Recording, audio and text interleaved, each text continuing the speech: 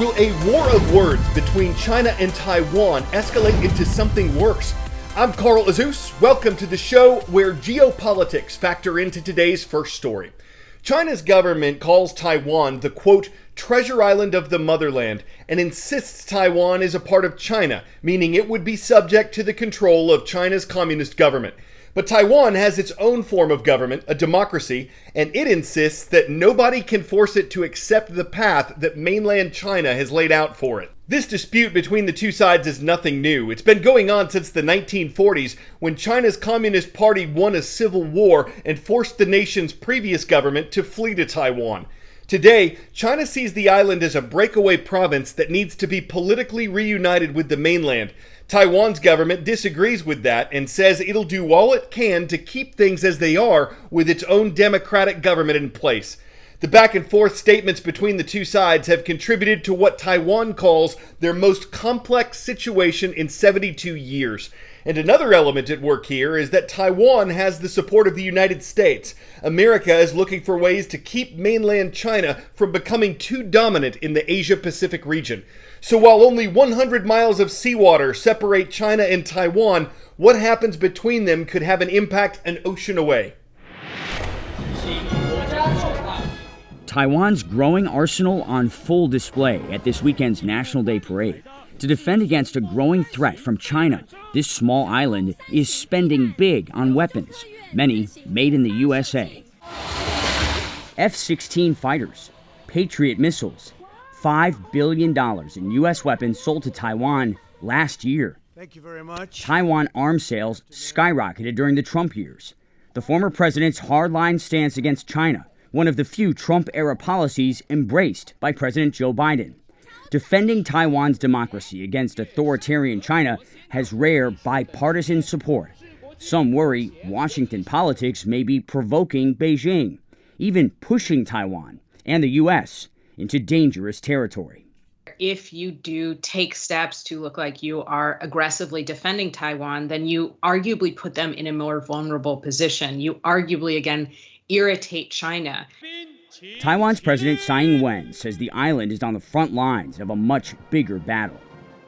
Free and democratic countries have been alerted to the expansion of authoritarianism, and Taiwan is on the forefront of the defense line of fellow democracies.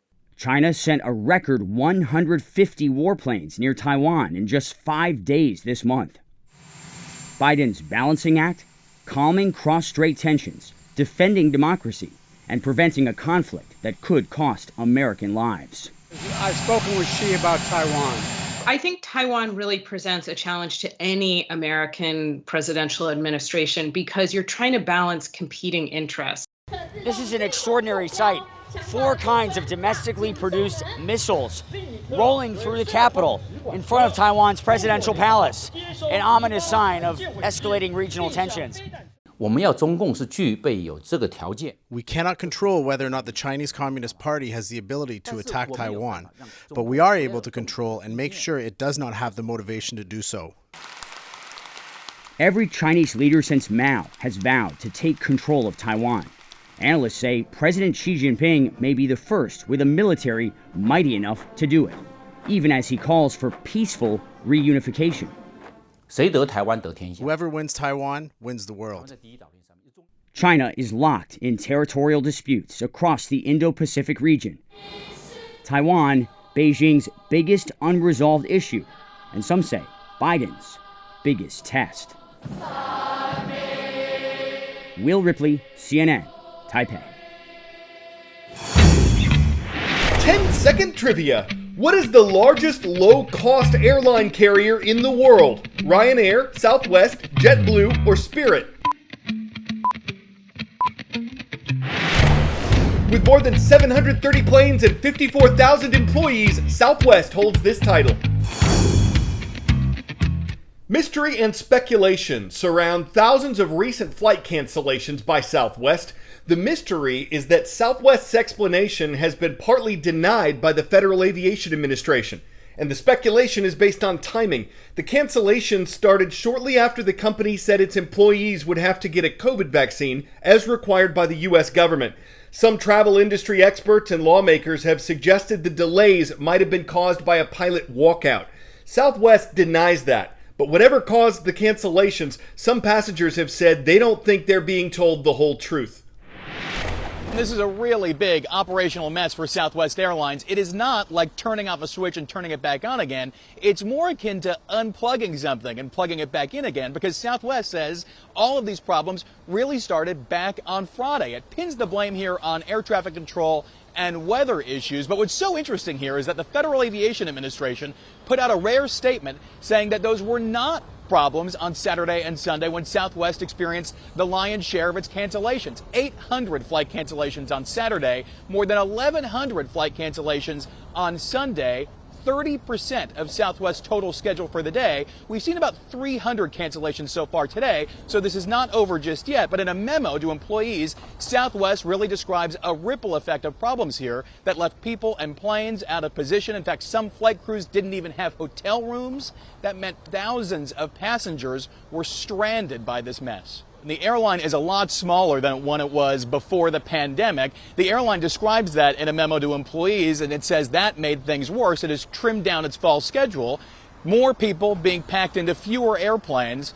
One more important thing to note here is that the pilots from Southwest say this is not on them. They are trying to debunk rumors that were flying around online over the weekend that they may have walked off of the job protesting the airline's recently announced vaccine mandate for workers. Pilots, they say in a union statement, that they had no official or unofficial job actions over the weekend, and they're really pinning the blame here on mismanagement by Southwest Airlines.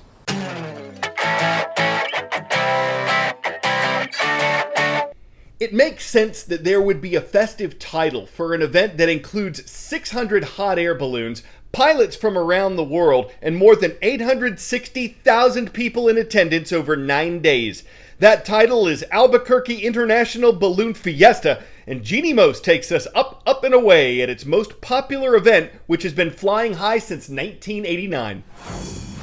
Humpty Dumpty didn't have a great fall. He had a great flight upside down over Albuquerque, New Mexico. It was the Special Shapes Rodeo at the Albuquerque International Balloon Fiesta, where an armadillo is named Armadillo, and time really does fly. Every which way you turn, there are balloons. You need to have a 360 set of eyes in your head today. Special Shapes Day feels a little like the Macy's Thanksgiving Parade. If all the handlers just let their balloons take off, the Fiesta announcers have to keep their lions and their unicorns straight. There's one of the new unicorns. There's one of the new unicorns. Is that a new pig shape? Spidey Pig. And Pegasus. Special Shapes Day starts before dawn with the firing up of the balloons they call Glow Up. And the sunrise is just killing it. Just killing it. But you can't start the Special Shapes Rodeo without the national anthem. Oh, say, can you see? Oh, you can see all right. Motorists can see. One of the few times out of the year when slow traffic isn't a bad thing. And with all those special shapes lurking, dogs barked and someone tweeted, "Felt like something was watching me." From jokers and jesters to a sloth on a stick. It is just the cutest darn thing. Everyone had their favorite. Even the sun wore shades. As for the balloon of the day, it was Arabelle who got the honor of first to fly. O'er the land of the free. And the home of the flying cow. Jeannie Most, CNN, New York. So you can see why folks are all pumped up, gassed up, fired up, inflated like untethered basket cases who are floating on air with their heads in the clouds, airing out their appreciation with their eye on the sky and nothing to troposphere. From the air, we're going down to the valley to visit Valley High School. Shout out to our viewers in Las Vegas, Nevada, who subscribed and left a comment on our YouTube channel. I'm Carl Azus for CNN.